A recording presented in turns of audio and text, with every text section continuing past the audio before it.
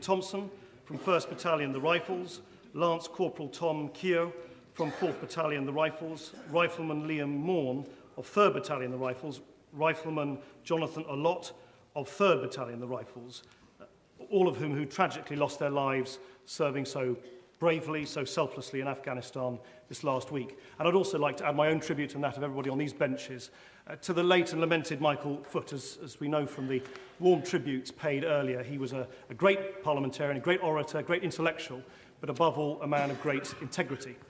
Mr. Speaker, today's report from the National Audit Office lifts the lid on Labour's dark secret.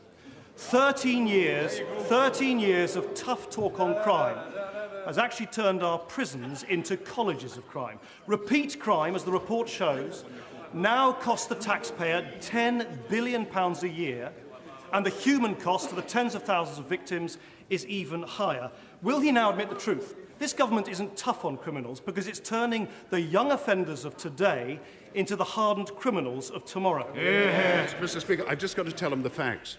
Reoffending amongst young people is down 25%. So whatever he says, he's got to face up to the fact that crime is down in this country, violent crime is down in this country, the number of police in this country has gone up, and people have a right to feel safer, and we are doing more with neighbourhood policing, but he cannot give the House information that he cannot back up by the statistics. Mr. Nick Clegg. How can he defend a record in which 9 out of every 10 young men who go into prison on short-term prison sentences go out and commit another crime within 2 years? Under Labour, prison isn't working. He is spending 11 times more locking children up than stopping them from committing crime in the first place. So won't he just admit he talks tough on crime, ignores the evidence, and it's the victims who end up paying the price? Yeah. Mr. Speaker, again, he cannot ignore the facts. There are 20,000 more prison places. Adult reoffending has fallen. Youth reoffending has fallen. And if he would support us on CCTV and DNA, we might be more able to catch criminals at the right time and in the right place. I have to say to him, I share with him a desire that we prevent young people from reoffending, and I share with him a desire that prison is better at educating people for the future, but he cannot at the same time ignore the advances that have been made and that youth reoffending is down 25%.